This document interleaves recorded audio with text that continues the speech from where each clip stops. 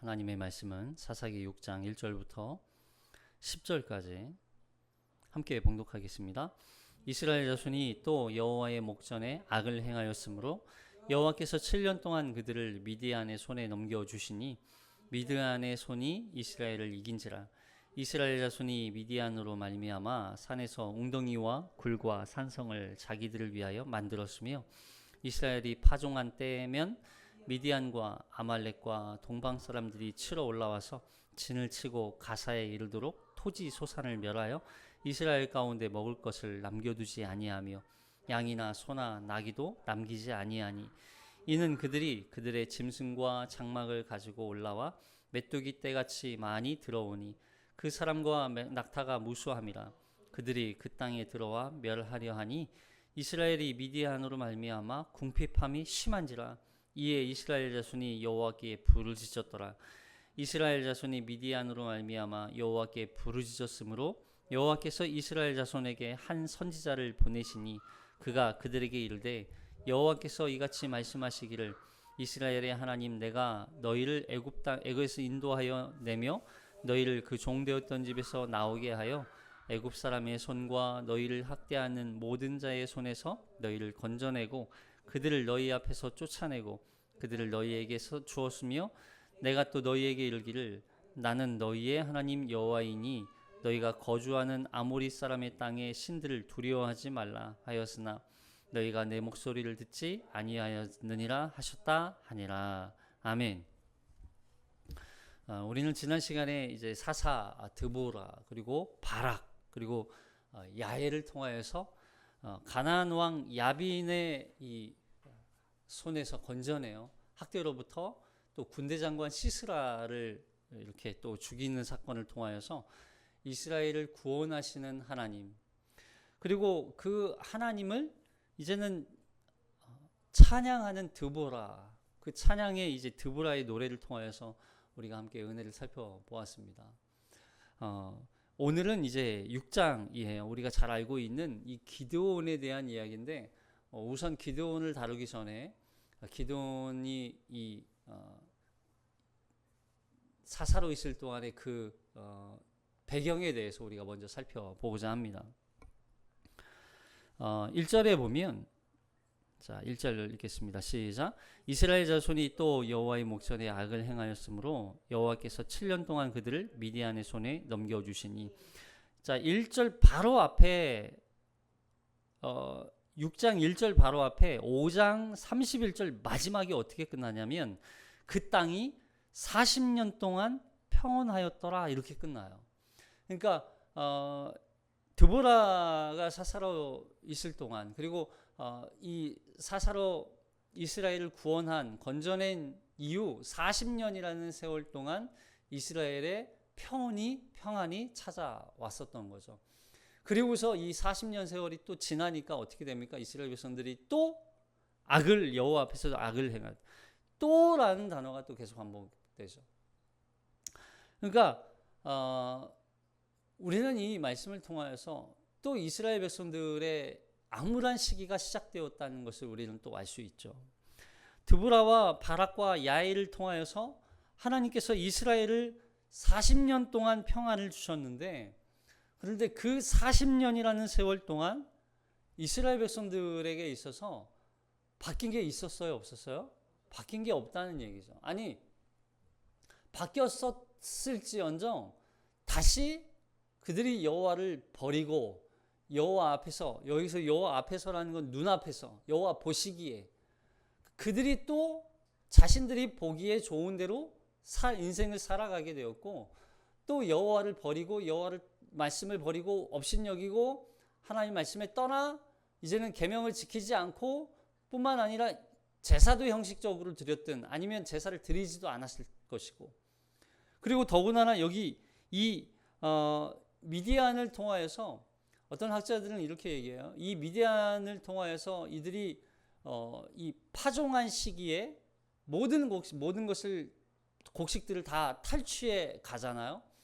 이것이 단순히 이들이 먹을 것을 파종하고 거둬들이는 시기에 모든 것을 그냥 미디안 족속들 그리고 동방 족속들에게 빼앗겼다 이런 얘기를 하는 것이 아니라 이것뿐만 아니라 그들이 마땅히 여호와 하나님 앞에 드려야 할 제사, 제물, 여호와 하나님의 것을 그들은 더 이상 하나님께 드리지 않았기 때문에 하나님께서 그것을 빼앗아 간다는 표현으로 이해하는 것이 좋다고 이야기하는 학자들도 있어요. 그러니까 결국 여호와 앞에 또 악을 행했다는 얘기는 이스라엘 백성들이 결국 하나님을 떠나 하나님의 말씀을 지키지 않고 하나님을 업신여기고 하나님을 섬기지도 않고 하나님을 예배하지도 않고 하나님 앞에 제사, 제물을 드리지도 않은 이스라엘에 대한 하나님의 징계가 내려지고 있는 걸로 볼 수 있는 거죠. 그토록 타락한 이스라엘이 하나님을 떠났을지라도 그럼에도 불구하고 하나님은 너무나 큰 반전을 우리에게 다시 한번 시사해 주고 있어요. 그렇게 떠난 이스라엘을 하나님은 여전히 버리거나 포기하지 아니하시고 이스라엘을 다시 선택하세요. 이 너무 놀랍지 않아요? 하나님은 이스라엘 백성들을 그냥 버리셔도 되잖아요. 타락하고 범죄한 이스라엘에 대한 심판으로 하나님 버리셔도 되잖아요. 그렇다고 해서 누가 하나님을 향하여서 원망할 자가 있습니까? 없습니까? 없어. 인류를 다시 하나님께서 리셋, 초기화 시키셔도 아무 말 할 수 없어요. 그럼에도 불구하고 하나님은 그 타락한 이스라엘을 여전히 남겨두세요. 여전히 포기하지 않으세요. 여전히 하나님은 그 사랑을 버리지 않으시는 거예요. 여러분, 이런 모습 보면 우리 하나님은 그냥 그런 찬양이 있어요. 눈먼 사람, 하나님은 당신의 백성에게 눈이 멀었어. 그냥 눈이 멀었어. 콩깍지가 씌어도 너무 씌어가지고 당신의 백성을 포기하지 않고 여전히 다시 회복시켜서 다시 하나님의 나라 백성을 삼고자 하시는 그 하나님의 그 애끓는 사랑의 감정을 우리가 여기에서 볼 수 있는 거죠. 그 프로그램을 다시 시작하세요.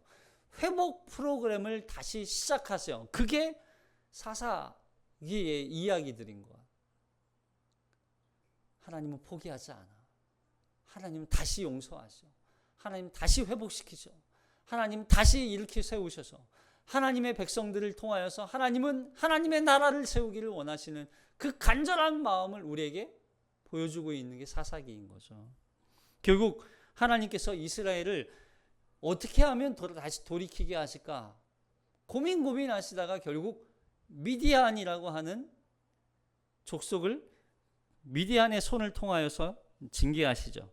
자, 7년 동안 그들을 미디안의 손에 넘겨주세요. 7년 동안. 7년이라는 세월도 사실 짧은 기간은 아니에요.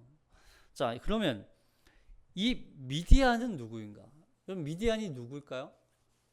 미디안은 여기 지도를 보시면 제가 조금 이제 그러니까 지도가 이젠 좀 익숙해지시죠? 이스라엘에 대한 지도가 아직도 뭔지 모르겠어요. 그러시면 안 되는데.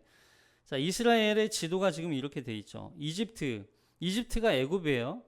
고센 지방에서 그 애굽에서부터 탈출해서 빨간 줄로 돼 있는 게 이스라엘 백성들이 가나안을 건너온 40년 동안 애굽 출애굽 과정이고, 그렇게 건너온 이스라엘 백성들이 에돔, 모압, 암몬 땅을 지나 어디로 이 요단강을 지나서 통과해서 이 가나안 동쪽으로 들어가게 되는 과정이 이제 정복 전쟁이었고, 그리고 여호수아를 중심으로 가나안 정복 전쟁이 시작되었고, 그리고 그 땅을 모두 차지하게 되었어요.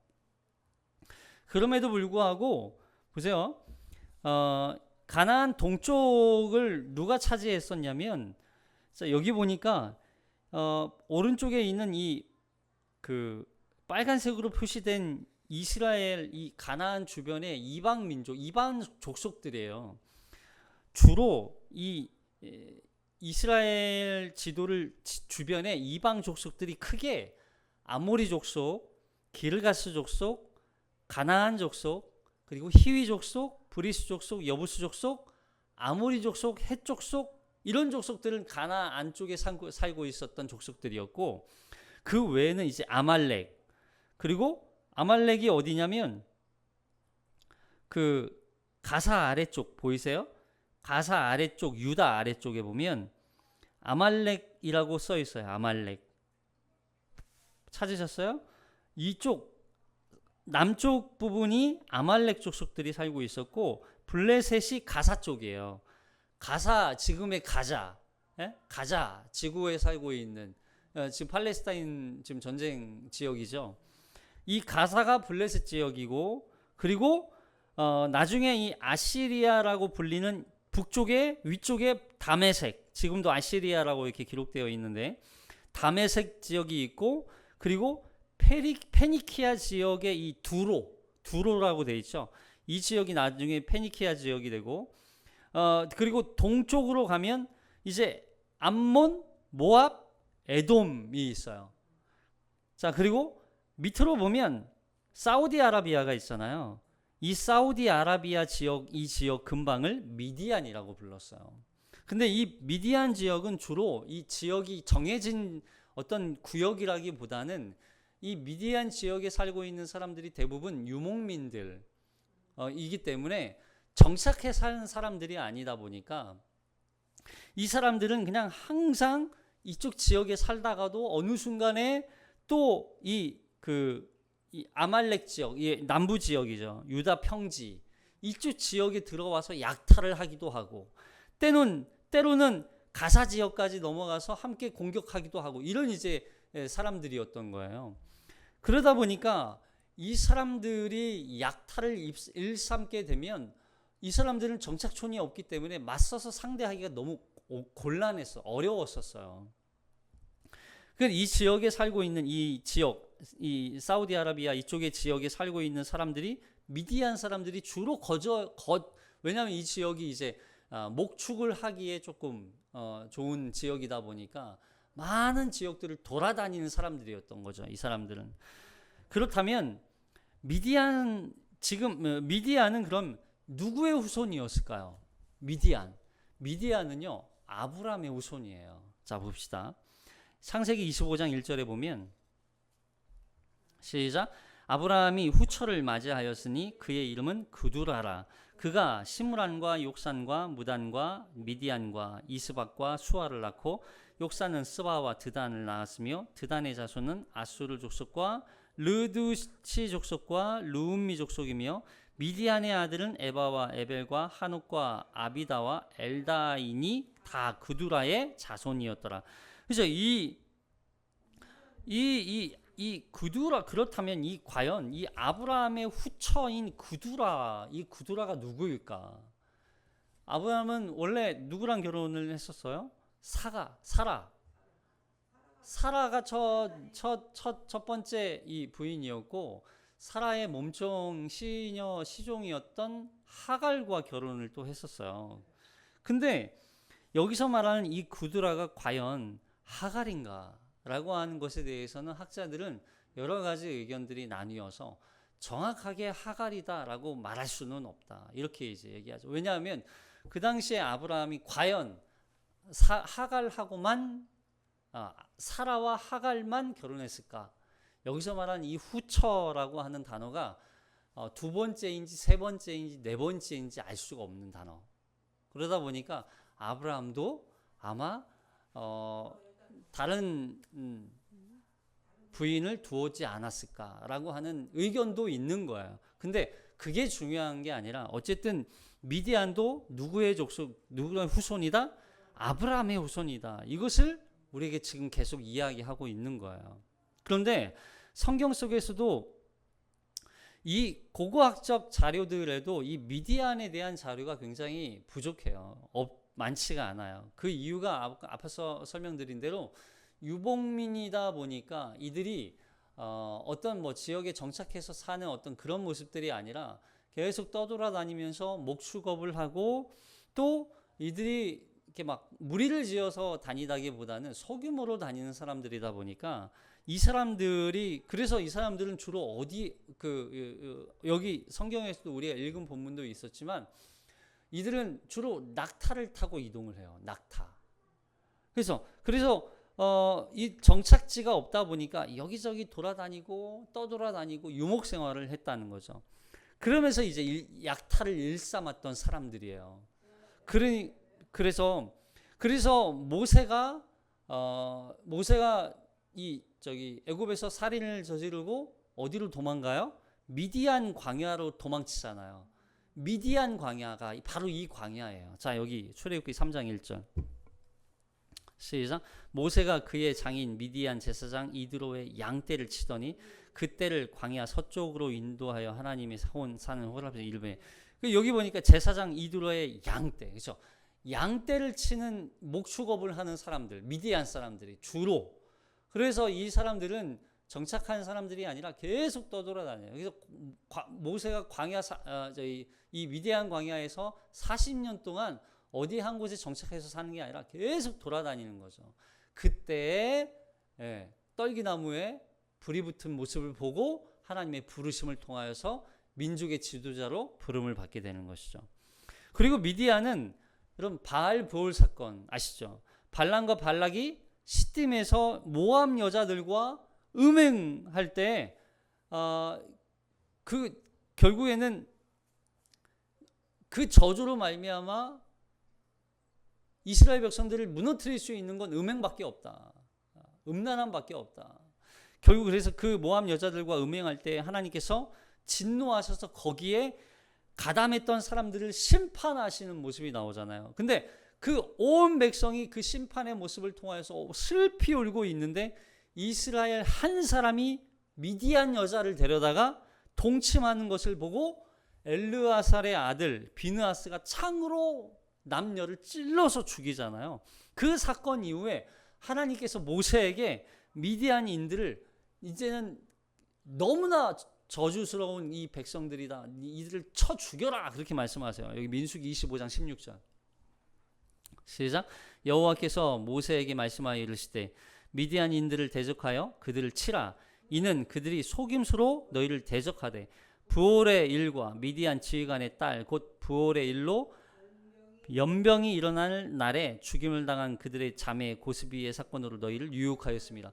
그러니까 이 사건으로 인해서 하나님이 얼마나 분노하셨는지 미디안 쳐라 그래가지고 미디안 족속들을 다 미디안 모든 남자들을 다 죽여요. 자, 그리고 그들의 모든 걸 강탈해 와요. 자, 여기 31장 7절 시작. 그들이 여호와께서 모세에게 명령한 대로 미디안을 쳐서 남자를 다 죽였고 그 죽인 자 외에 미디안의 5 왕을 죽였으니 미디안의 왕들은 에이와 레겜과 스루와 후루와 레바이며 또 부올의 아들 발람을 칼로 죽였더라. 이스라엘 자손이 미디안의 부녀들과 그들의 아이들을 사로잡고 그들의 가축과 양떼와 재물을 다 탈취하고 그들이 거처하는 성읍들과 촌락을 다 불사르고 탈취한 것, 노력한 것, 사람과 짐승을 다 빼앗으니라.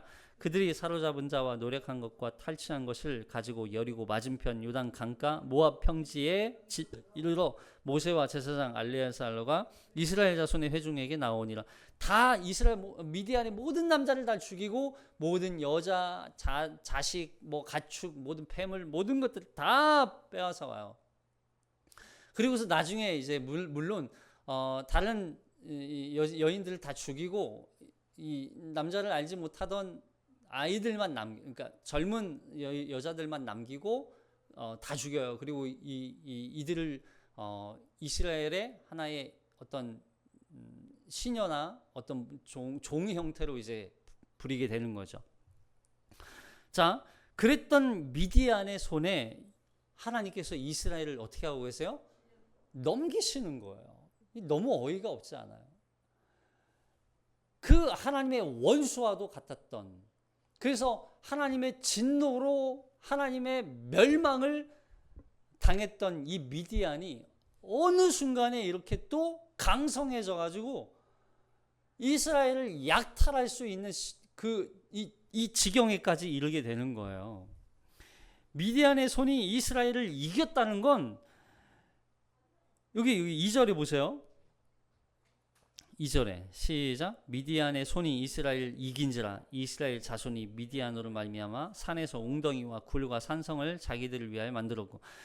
미디안의 손이 이겼다. 미디안의 손이 이겼다는 건 이제 미디안의 손에 의해서, 미디안의 그 손은 항상 능력을 의미하죠. 미디안의 손에 완전히 사로잡혀 버렸다는 거. 완전히 사로잡혀 버렸다. 근데 미디안의 압제에 놓여 있는 이들, 그 이유가 뭐예요? 범죄한 이스라엘을 징계하는, 결국 미디안은 하나님의 도구로 지금 이스라엘 징계 도구로 사용받고 있는 거죠. 진멸당했던 미디안이 다시 이렇게 강성하고 이스라엘을 압제할 수 있을 만큼 거대한 힘을 가진 족속이 될 수 있었던 건, 여러분 어쩌면 하나님께서 이스라엘에 대한 징계의 도구로 이 미디안을 사용하기 위해서 하나님께서 미디안을 다시 남겨두지 않았을까? 여러분 여기에서 우리가 한 가지 기억해야 돼요.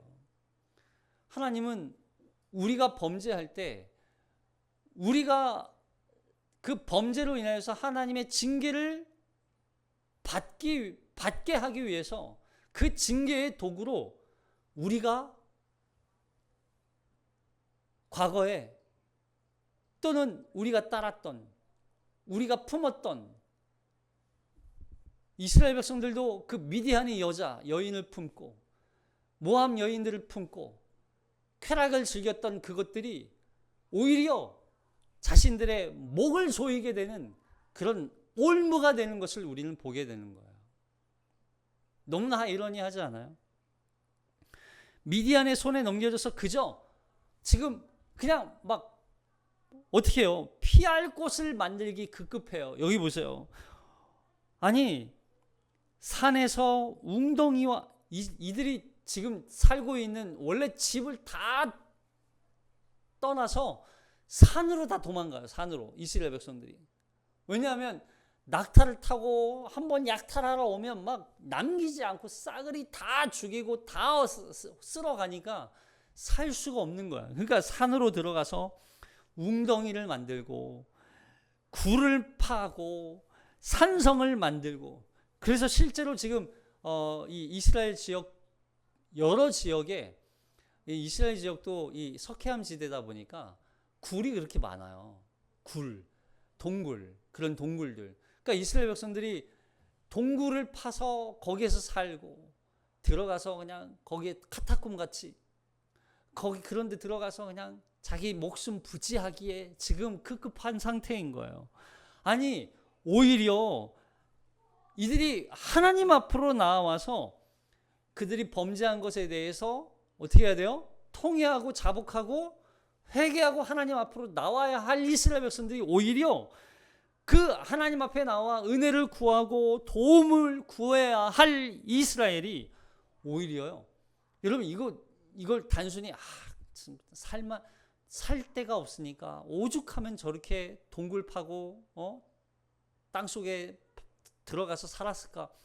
여러분 이렇게 이들을 동정할 게 아니라 그들은 지금 자신들이 가지고 있는 이 죄의 근간, 죄악, 하나님 눈앞에서 행했던 그 수많은 범죄들을 지금 하나님 앞에 나와서 토설해내서 다 하나님 앞에 고백하지 않고 그 범죄를 들고 어디로 들어간 거예요?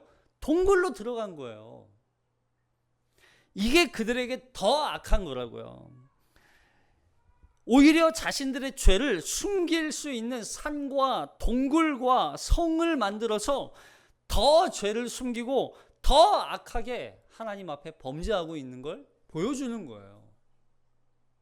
그러면 이게 그러니까 이스라엘 백성들이 우리가 이렇게 생각할 수 있어요. 하나님 앞에 범죄해서 숨어. 그러면 이게 아담이죠. 그럼 우리는 항상 아담적 속성이 있어서 하나님 앞에 범죄하면 우리는 숨으려고 해요. 숨겨요. 덮으려고 해요. 그러나 하나님은 뭐예요? 아담아, 너 어디 있니? 물어보시잖아요. 그때마다 우리는 제가 여기 있습니다 하고 하나님 앞에 죄악을 범한 그 우리의 모습을 그대로 가지고 나아가는 거예요. 덮는 게 아니에요. 가리는 게 아니에요. 하나님 앞에는 우리를 가릴 수 있는 건 아무것도 없어요. 하나님 앞에 그냥 가지고 나아가는 거예요. 벗은 몸 그대로 나아가는 거예요. 죄를 범한 그 몸 그대로 하나님 앞에 나아가는 거예요. 우리가 하나님 앞에 나아가는 이유는 하나님 앞에 나아가야 우리가 살 수 있기 때문이에요. 가린다고 감춘다고 살 수 있는 게 아니에요. 우리는 하나님 앞에 다 우리에게 모든 죄악들을 하나님 앞에 토설해내고 나를 하나님 앞에 드릴 때 하나님은 비로소 우리를 용서하실 수 있는 거예요. 그러니까 이스라엘 백성들이 오죽하면 그렇죠. 오죽하면 산속으로 들어가서 웅덩이 파고 땅굴 파고 굴을 파서 거기에 들어가 살았겠어요. 가나안 땅에 정착해서 이들은 원래 농사를 짓고 과일을 수확하고 또 이 수확을 해서 또 살아야 되는데 그런 과일 농사를 짓고 수확을 할 때마다 어느 순간에 순식간에 약탈을 당하고 빼앗기고 여기 4절에 보면 자 3절부터 볼게요. 3절부터 시작.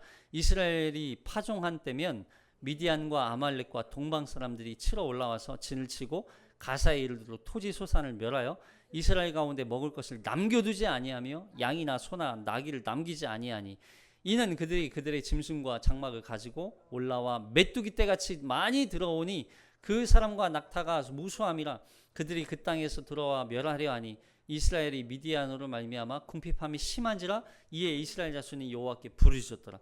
어느 정도로 살만해야지 진짜 얼마나 얼마나 괴로웠겠어요.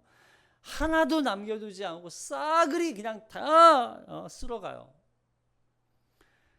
그래서 이스라엘 백성들이 산으로 도망칠 수밖에 없었겠죠. 그리고 더군다나 파종한 때면 이 파종한 때라고 하는 이 표현이 파종을 막 지금 했을 때냐 아니면 파종을 한 이유냐 그러니까 수확을 할 때냐 이런 뭐 여러 가지 의견도 있지만 어쨌든 파종한 때니까 파종을 해서 수확을 기다리는 시기 모든 그 기간 동안을 다 의미하는 것 같아요. 왜냐하면 그때부터 뭐 추수가 계속 이루어지니까. 그래서 여기 보니까 그때가 되면 미디안뿐만 아니라 여기 아말렉 그리고 또 누구예요?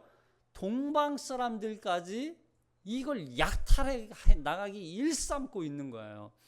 미디안 사람들도 힘든데 미디안 사람들의 아말렉과 그리고 동방 사람들까지 여기 이 동방 사람들이 누구예요? 암몬, 모압, 에돔이에요. 여기 근데 보세요. 원래 이 지역에는 누가 정착해서 살고 있었어요?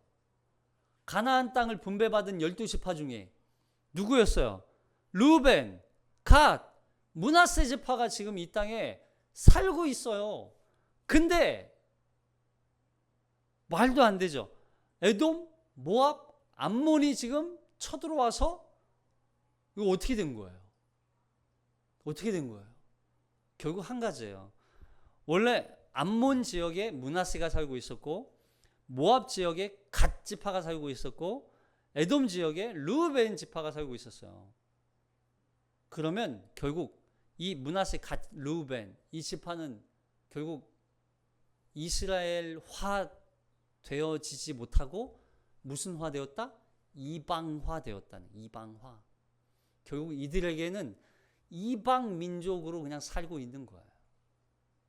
하나님의 정체성을 다 잃어버리고 하나님의 말씀 계명을 다 버리고 아니 이들이 이 가나안 땅 정착해서 잘 살겠다고 그토록 전쟁에도 참여하고 그랬던 이 이스라엘 백성 이 지파들이 자신들이 결국에는 이방화 되어져서 이방 민족들이 행하는 그런 죄악들을 똑같이 지금 범하고 있는 거예요. 똑같이. 나중에 이거에 대해서 하나님께서 심판하시는 이 뒤에 또 시대가 또 오죠.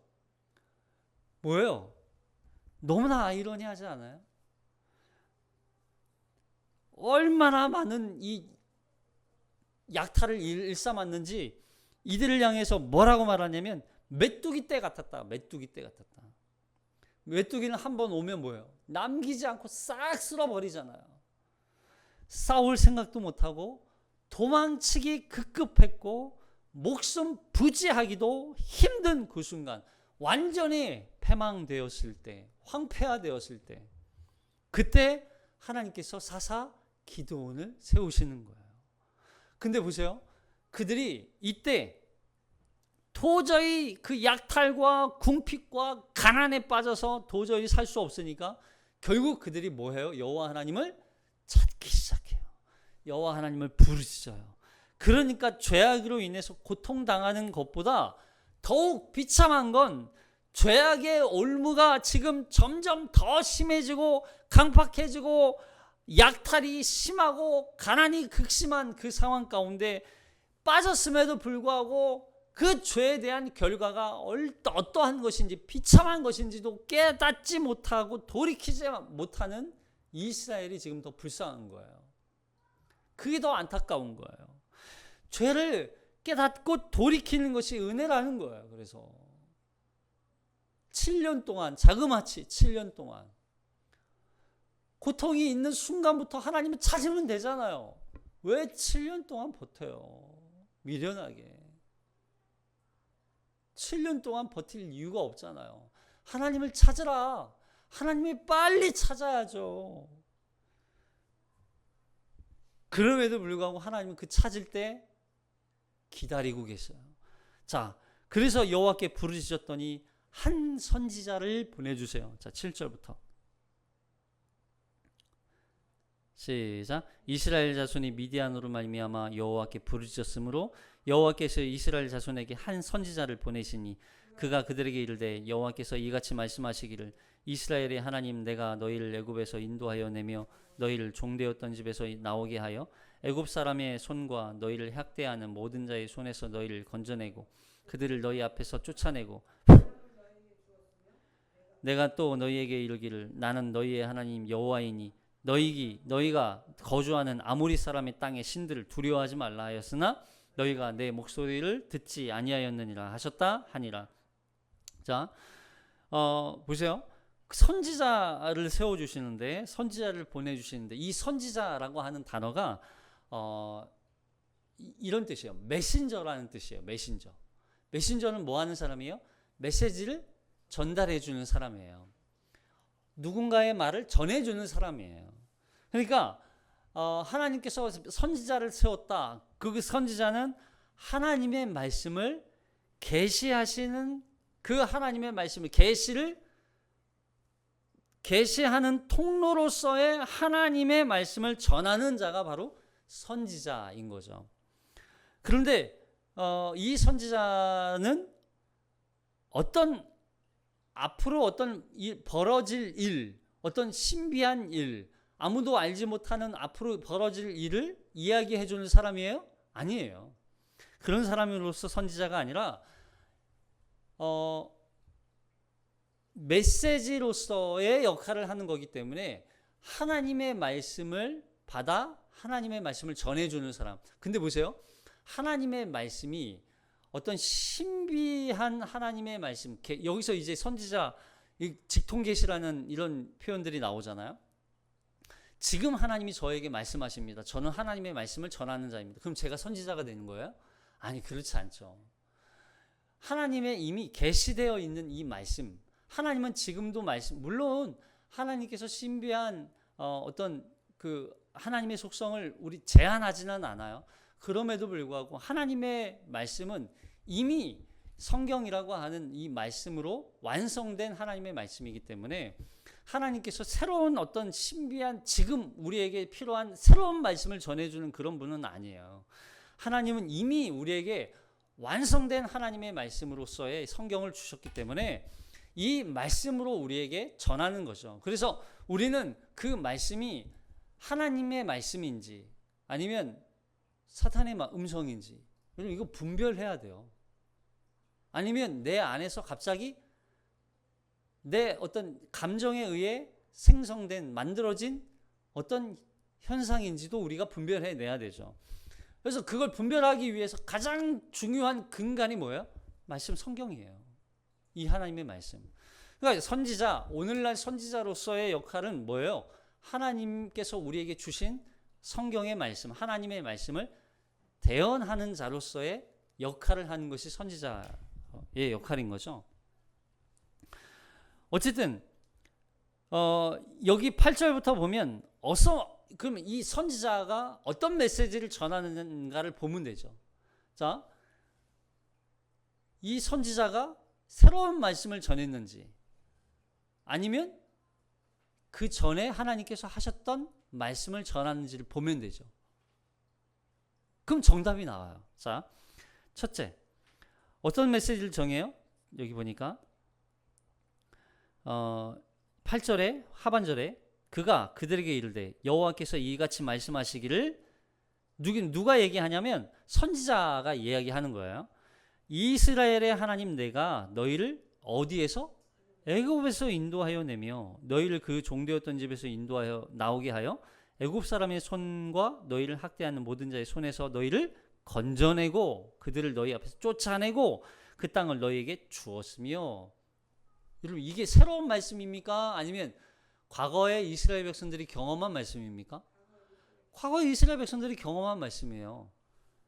그러니까 결국, 자, 그리고 두 번째는 뭐냐면, 자, 10절에 내가 또 시작, 내가 또 너희에게 이르기를 나는 너희의 하나님 여호와이니 너희가 거주하는 아모리 땅의 신들을 두려워하지 말라 하였으나. 자, 여러분 이것도 보세요. 아모리 사람의 땅의 신들 두려워하지 말라. 여러분 이거 새로운 말씀입니까? 아니면 이 출애굽한 백성들, 이스라엘 백성들에게 지금까지 하나님이 계속 하셨던 말씀이에요? 아니면 새로운 말씀이에요? 계속 하셨던 말씀이에요. 선지자의 역할은요, 그래서 하나님께서 말씀하신 그 말씀을 이스라엘 백성들이 기억하지 못하고 그 말씀을 떠나 계속 하나님 앞에 범죄하니까 다시 원래 하나님의 계시의 말씀, 계시해 주셨던 그 말씀을 그들이 눈을 닫고 귀를 막고 입을 닫아 말하지 않고 듣지 않았던 그 말씀을 지금 어떻게 하고 있는 거예요? 다시 들려주고 있는 거예요. 이게 선지자예요. 이게 선지자. 신비한 어떤 새로운 말씀을 전하는 자가 아니라는 거예요. 오늘 저에게 하나님께서 말씀하십니다. 새로운 말씀. 이게 하나님의 말씀입니다. 그러면 성경 말씀은 필요해요? 안 해요? 필요 없어져 버려요. 그럼 매일매일 매 순간마다 하나님의 말씀을 듣는 거예요. 그럼 성경을 지금도 계속 그 사람은 쓰고 있는 거예요? 아니에요. 지금 그 사람은 뭐 하고 있어요? 그냥 혼자 그냥 망상에 빠진 걸로 보일 수밖에 없는 거예요. 망상에. 우리는 그걸 하나님의 말씀이라고 듣지 않아요. 자, 어쨌든. 자, 그러면 이 말씀은 결국 뭐예요? 이 말씀이 어디에 기록된 말씀이었을까요? 성경에 기록된 말씀. 언제? 십계명이에요. 결국엔 이 말씀이. 계명이에요. 그럼 우리가 지금 십계명을 예배 시간마다 항상 우리가 교독을 하고 또 함께 나누고 있죠. 여러분, 자, 여기 볼까요? 출애굽 20장 1절부터 17절. 십계명 말씀도 뭐 새로운 어떤 막 우리가 법을 어떻게 지켜야 되는지, 어떤 법을 지켜야 되는지 막 이거에 대해서 아주 세세하게 설명하지 않아요. 보세요. 처음에 십계명을 주실 때 어떻게 주시는지 출애굽기 20장 볼게요. 네.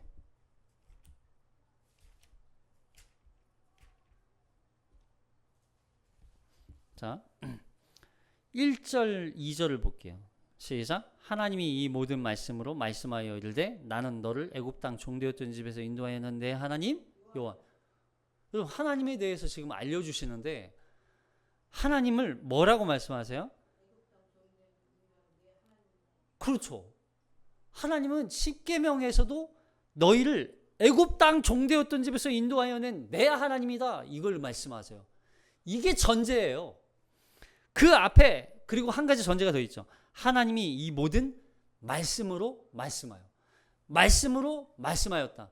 이게 무슨 얘기냐면 하나님이 이스라엘 백성들에게 언약하신 그 말씀, 이스라엘 백성들에게 전하신 그 말씀, 그 말씀으로 그 모든 말씀들이 이미 그 말씀은 하나님의 말씀이다. 다른 말씀은 없다. 새로운 말씀은 없다. 하나님도 하나님의 말씀으로 지금 말씀하고 있는 거야. 그 말씀이 하나님의 말씀이기 때문에 하나님도 그 말씀에 대해서 반드시 지켜야 하고 반드시 그 말씀을 이루시고 반드시 그 말씀에 하나님은 충성하시는 분이에요. 그게 하나님의 말씀이기 때문에. 근데 그 하나님은 이스라엘 백성들을 애굽 땅 종되었던 집에서 인도해낸 하나님이시기 때문에 너희가 이 계명을 그러면 보세요. 이 계명을 준 게 이스라엘 백성들을 애굽을 건너온 후에 주셨을까요? 애굽을 건너오기 전에 주셨을까요? 애굽을 탈출한 이전에 주셨어요? 아니면 이후에 주셨어요? 이후에 주셨어요. 이게 왜 중요하냐면 이 계명이 이스라엘 백성들이 구원을 받을 조건이에요? 아니면 구원을 받은 이후의 삶을 살아야 하는 조건이에요? 구원받은 이후의 삶의 모습을 우리에게 계명으로 주신 거예요. 이게 구원의 조건이 아니라 구원받은 사람들의 당연성을 우리에게 가르쳐주고 있는 거예요.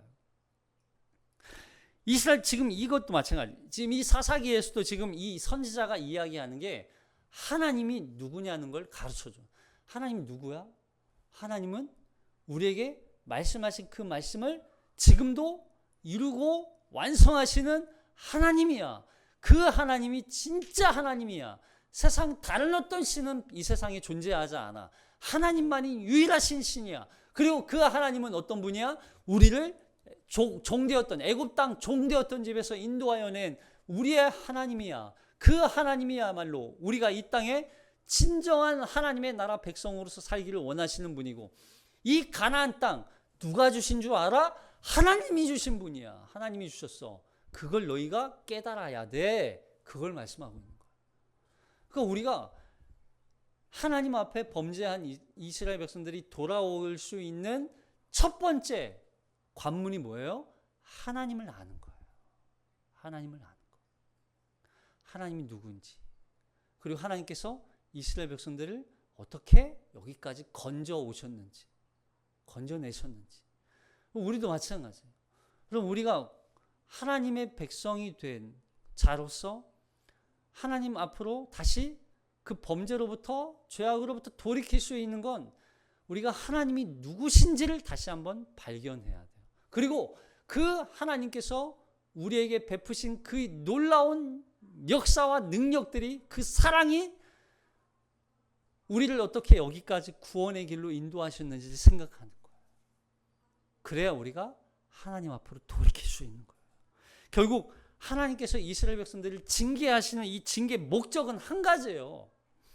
하나님을 떠나 범죄한 영혼이 얼마나 황폐하고 빈곤하고 궁핍함 가운데 비참한 인생을 사는지를 보여주는 거예요. 그리고 하나님을 떠나 사는 인생이 하나님 없이, 여러분 우리가 에덴 동산에서 죽은 자, 너희 우리